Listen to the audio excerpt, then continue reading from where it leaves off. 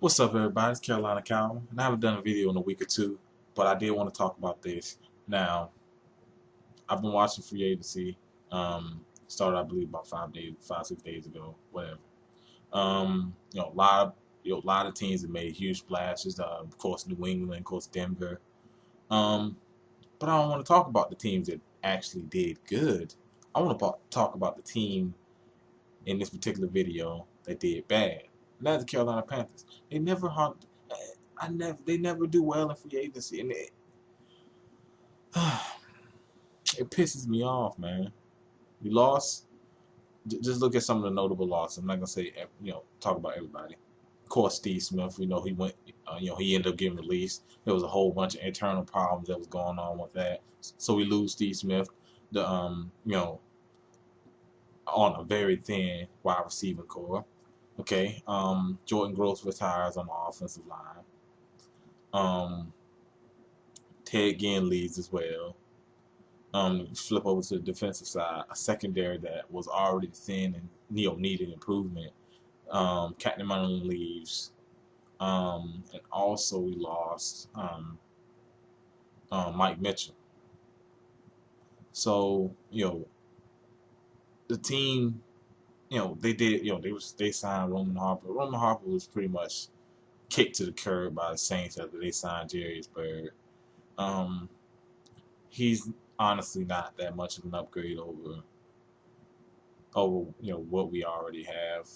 He's a guy who's on the back end of his career. But looking at the free agents that were out there. Now, I'm pissed about the losses, but I'm more pissed about not picking up anyone. For example, we probably wasn't gonna get a guy like Eric Decker. He got a I believe it was a 3 year, $35 million from the Jets. I don't think Carolina was gonna pay him that much. But look at how cheap the Colts got Hakeem Nicks, 1 million, a 1 year, $3.5 million deal. Basically, kind of like when these 1 year deals more like an evaluation to see do you still have it, because he had a pretty bad year.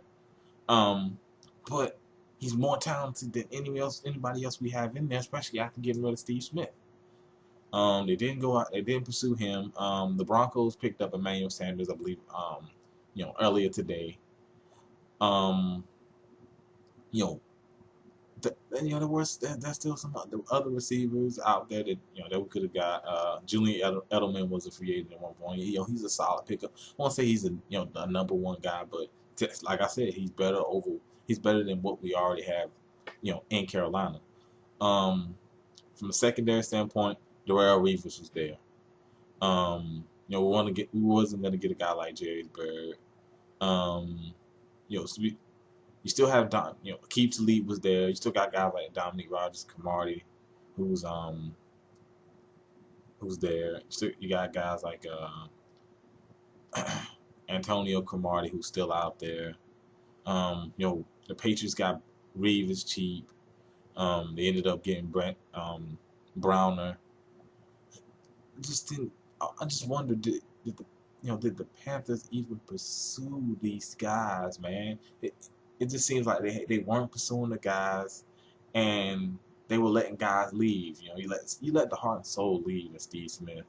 I mean, say what you want about the guy's attitude, but he comes out and brings 110% out there.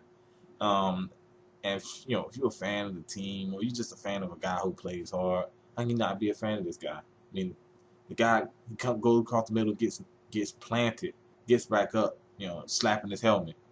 I mean, the guy plays hard in every single play. It hurt me really bad to see him leave. I just think they could have worked it out. With the deal the Ravens gave Steve Smith, I think the Panthers owed it to him for the years he has put in on this organization, and it wasn't like he still couldn't produce. He still can produce. I think they should have brought him back. And then bring him back. Bring a Ted Ginn who was good in the return game. Who was good in the return game. As a receiver, had the best year of his career. Had like 6 or 7 touchdowns, somewhere around there. He had some big games for us. Um, so they just let these they just let these guys walk for nothing, and didn't put in adequate replacements or didn't really bring in anyone. I don't know if they relying on the draft. I seriously doubt it. They have a lot of late picks. So I'm not sure if they rely on draft, but receiver is paramount. You possibly could say secondary, but receiver, you you can really name me. I would say name me 4 guys in the receiving core. As a fan, as a casual fan who's just watching this video, name me 4 guys in that Carolina Panthers receiving core without looking at the depth chart. Exactly. We still have Dominique Hickson, who had that big catch after Steve Smith got hurt. He really didn't get no, PT after that. We just got a whole bunch of guys who's unproven.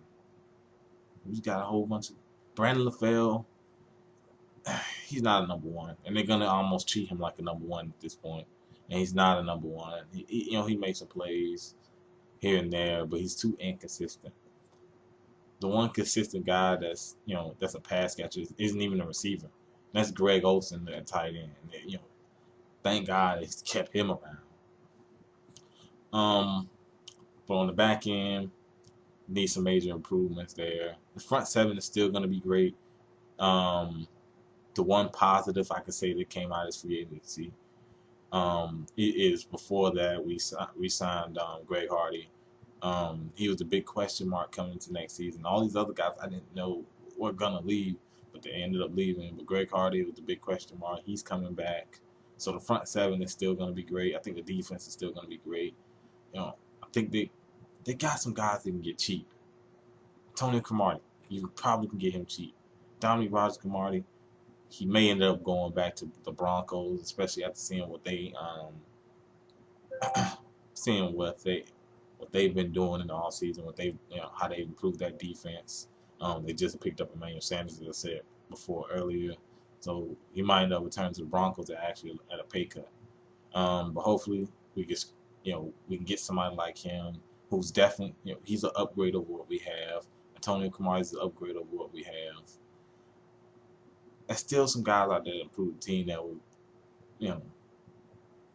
will calm me down just a little bit. But from the guys I've seen, they let go, and from the guys I've seen that gotten picked up on cheap, it just makes no sense, man. The owner doesn't want to spend any money, and if you're a Panther fan, it has to be disrespectful the way what they're doing to the fan base. You make the playoffs, you make strides to get better. You had the defensive player of the year on your team. Your coach win coach of the year. You was on like a 7-8 game winning streak. For last season, the longest win streak, one of the longest win streaks in football.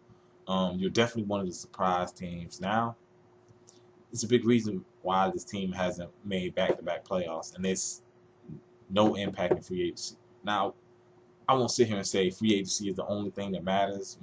Obviously drafting young players, but in free agency, it's about signing. It's not only about signing play outside talent, outside help. It's re-signing the proven players that that have been producing at a high level for your team. Re-signing those guys, getting them back in uniform, guys that can go out there and play and know the system. I think that's one of the most important things with free agency, signing the proven talent. Not guys that come from a different team. You don't know how well they work in your system, but guys that's been there, done that, and especially seeing coming off the season, that we just had. But God, this free agency, man. Just looking up there, looking at the Panthers, who they lost, and look at really their only gain is Roman Harper. One big notable game, and you lose a lot offensively. You lose. They got hit at positions of need. These were positions they needed help in. They had reduction in Steve Smith leaving, Ted Ginn leaving, Jordan Gross offensive line, Captain Munlin leaving, Mike Mitchell. Receiving, secondary, and offensive line. Those are the three places. I think our team is at the weakest. was at those three positions, and they lost players at those positions. It just doesn't make any sense. They still have a little bit of time. There's still some guys out there to be had, but it's definitely dwindled down to the guys who are solid starters and not guys who can improve the level of your team. But as I said, there's still some guys who are some improvements over what we already have. Hopefully they go out there and do something, but don't hold your breath if you're a Panther fan. The owner doesn't want to spend any money, and it just gets on my nerves. I'm sick of fucking talking about it right now. I was gonna do this video yesterday, but I actually gave them another day to see what they'll do, and of course, they did not surprise by doing nothing, doing absolutely nothing. But let me know what you think down in the comment section. You can even tell me what team you thought had some of the better moves. What do you think about the Panthers' lack of moves in free agency? What's the team outlook? And pretty much done. Hit the thumbs up button if you like this video. Hit the thumbs down button if you don't like what I said. But if you're a Panther fan, you can completely understand what I said. Please subscribe. Thanks for watching the video.